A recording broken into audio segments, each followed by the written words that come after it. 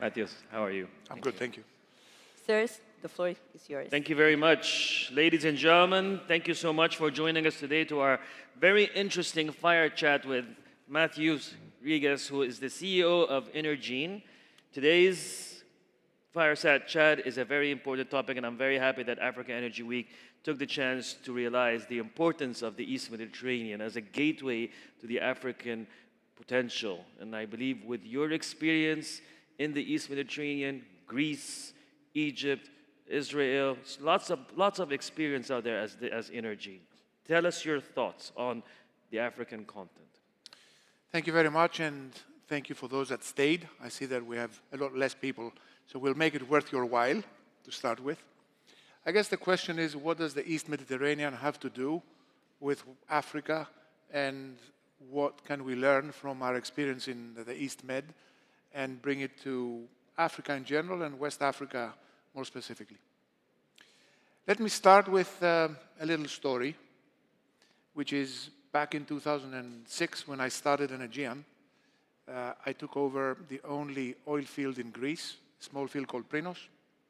It was a $1 million investment back then, with a dream to make the company that I started, Energean, the leading independent in the East Mediterranean.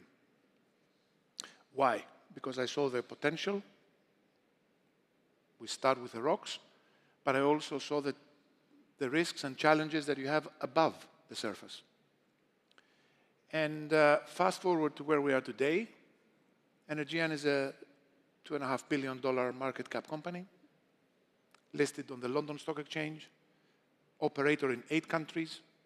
We have invested $3 billion in the last 5 years, and we are producing 180,000 barrels of oil equivalent a day, 80% of which is gas, and in a number of countries that you mentioned in the Mediterranean, in Greece, of course, where we started from, in Italy, in Egypt, in Israel. In Israel, we produce about 50% of the country's gas consumption. And here I start to bring the links and the analogs between the East Mediterranean and Africa. And I'm not going to comment, obviously, on politics or wars or what's going on, which is a horrible thing, and we all want every war to finish. We do a job, we produce gas, we bring energy security, competitive pricing, low electricity prices. What did Israel do? 10 years ago, you're Egyptian, you know the story, Egypt used to export gas to Israel. Absolutely.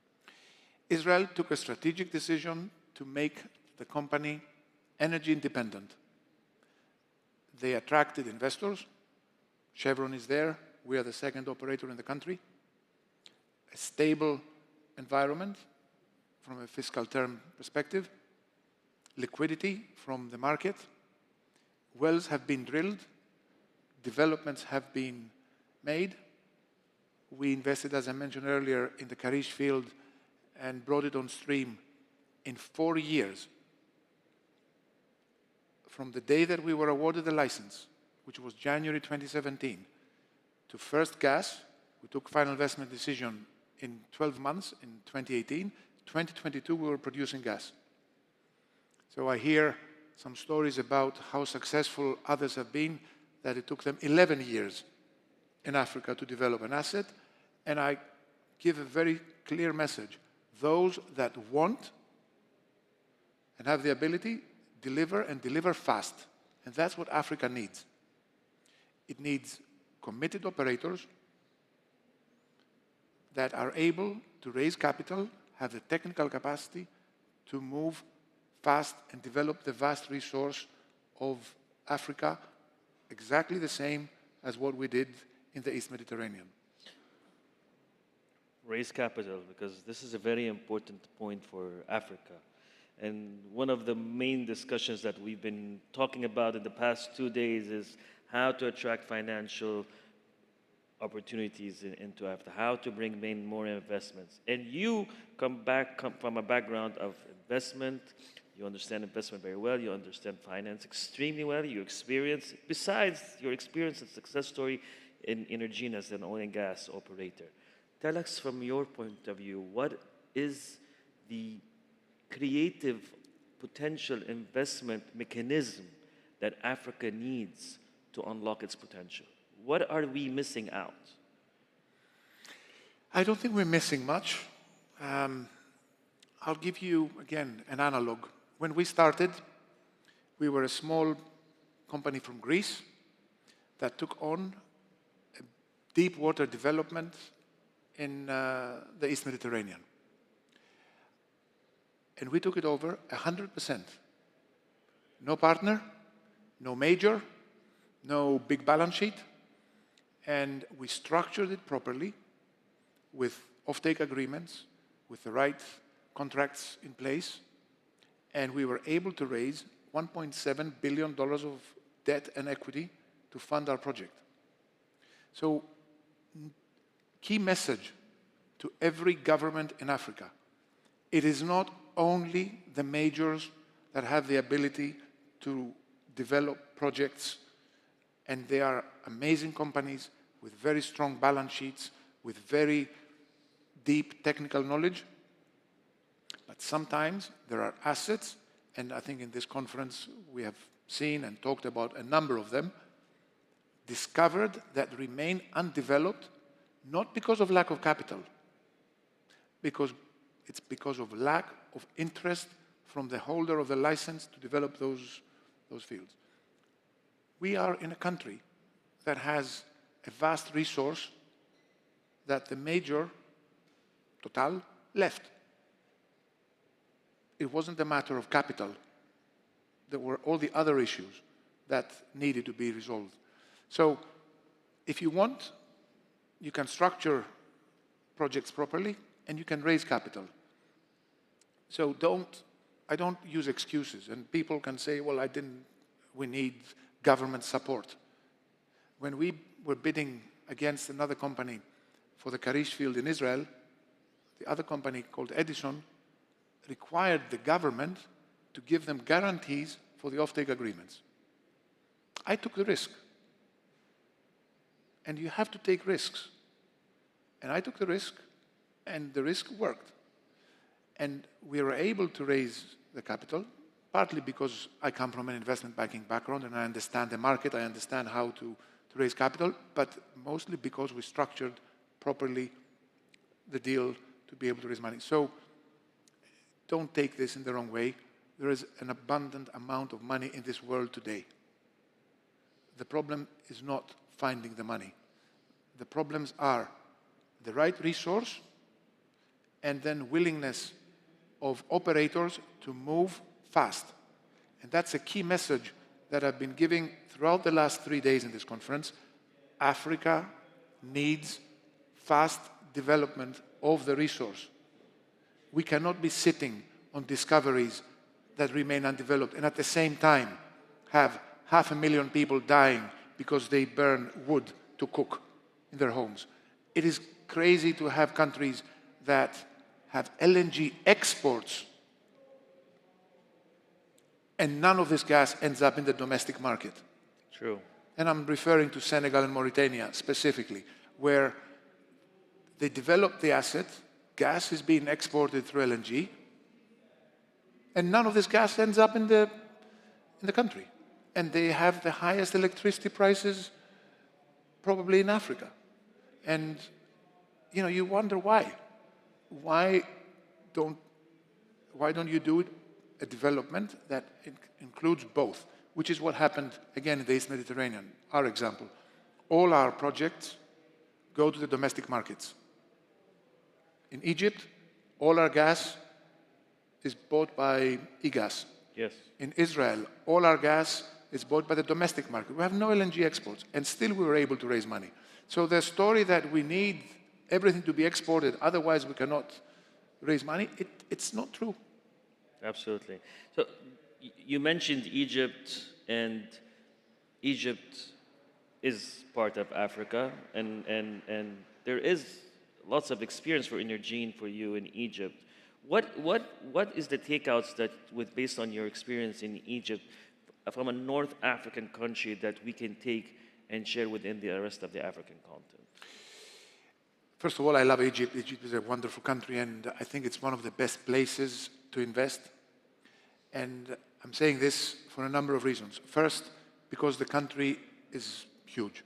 You have a market of 110 million people that need energy. Second, because the resource and the potential is big. Third, and very important, and again a message to all the African leaders and countries that are here, it has not changed the fiscal terms for the last 100 years. So in Egypt, you sign an agreement, it goes through parliament, it stays the same no matter what. I've been in Egypt, in the Mubarak area, in the Muslim Brotherhood's time, and now in the Sisi leadership. The oil and gas sector did not change. And it is interesting how markets perceive Egypt or Africa as having high risk, and they forget that in countries like the UK, where we are listed, tax terms change every year. So we're talking about, and nobody talks about the risk of the UK because it's the UK, and we're comfortable, and it's okay for tax to be 78% in the UK, but it's not okay to change in a country like Egypt. But Egypt has not changed its tax terms, and fiscal stability is an extremely important factor when we decide to make investments. Now, there is no country in the world that has oil and gas that doesn't have its challenges. True. If I go through the countries that I operate, in Egypt, with all the positives, you have serious delays in getting paid. You do get paid, but as I say, Egypt pays reliably late. But they pay. But it takes time. In Israel, where we operate, you have rockets and wars and drones, and you have the geopolitical issues. In Italy, great country, great food, great fashion, but you have bureaucracy.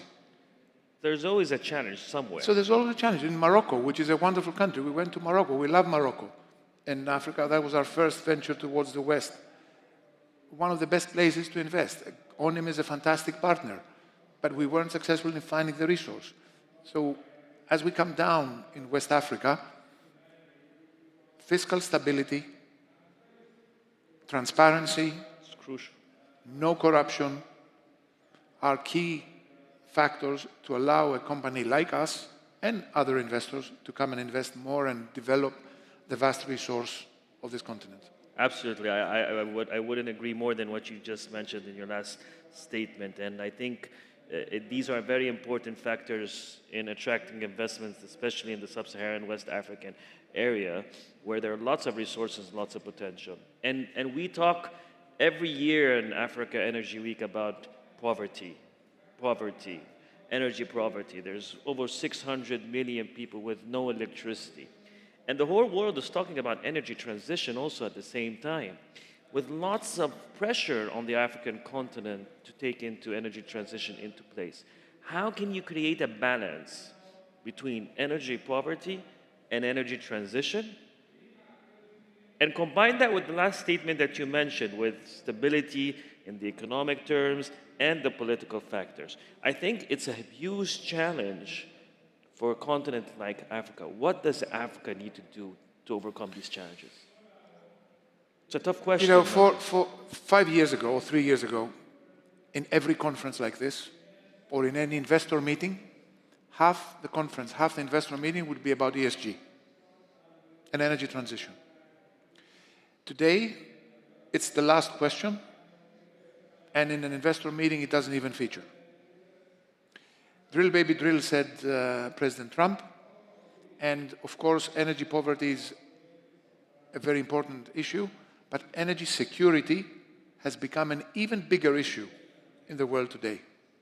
With the Russia invasion in Ukraine, with the war in the East Mediterranean, and everything that's going on around the world, energy security is becoming an extremely important topic across governments.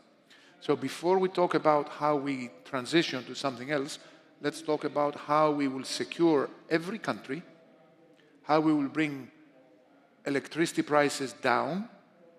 And again, I'll bring an example. In Israel, during the war, because of the security of supply and the local production of electricity and local production of gas, electricity prices have stayed flat. The day that Russia invaded Ukraine, electricity price in Europe went through the roof because of the stupidity of European politicians to stop indigenous production of any form. And I'm not talking about oil and gas only, I'm talking about every form of energy. So now, the transition, which has to happen, and we have to go to a cleaner future and a cleaner world, I remind you, I'm proud to say that I was the first E&P CEO that committed to a net zero strategy. Yes. 2019, December, I went publicly and I said, we will be net zero by 2050. Somebody asked me, how will you do that? I said, I have no clue. But I know that that's where I want and I need to go. Yeah. So let's solve the issue of energy poverty first. Let's solve the issue of energy security next. Let's solve the issue of affordable energy for everyone. Because it's very nice to talk about transition into nice green stories, but if somebody cannot pay for it, we're not going to do much. And, you know, there's this country here that is hosting us today. What is the perception of South Africa outside of South Africa? Don't come and do business here because whatever you do, it will go to a court from the Greens and they will block you. Result, you just import more LNG instead of producing it. And the key message to every leader that I meet is you're going to burn it. So you have to decide, do you want to produce it or are you going to import it? It's as simple as that. Because if you decide that you want to produce the gas instead of importing it, the path is very clear. Committed operators that find stable fiscal terms, they raise the capital, and those that want can do. Those that don't want still talk about projects that remain in the ground undeveloped. And that's what needs to be solved to get West African oil and gas, and African oil and gas in general, to be developed. Mathios, my last question. What would be your message that you would leave to our audience here in African Energy Week for this year, before we come next year? My key message to every government, because there are a lot of governments that are present here, is tailor your decisions depending on the size of the resource. Very big, multi-billion-dollar developments, majors. Smaller developments that are below the radar, medium-sized independents that have the track record and the operation capability and financial capability to develop. Exploration, give incentives to drill as many wells as you can. You need everybody to be mobilized to develop the resource of this continent. And the key messages that I mentioned earlier: stable fiscal terms,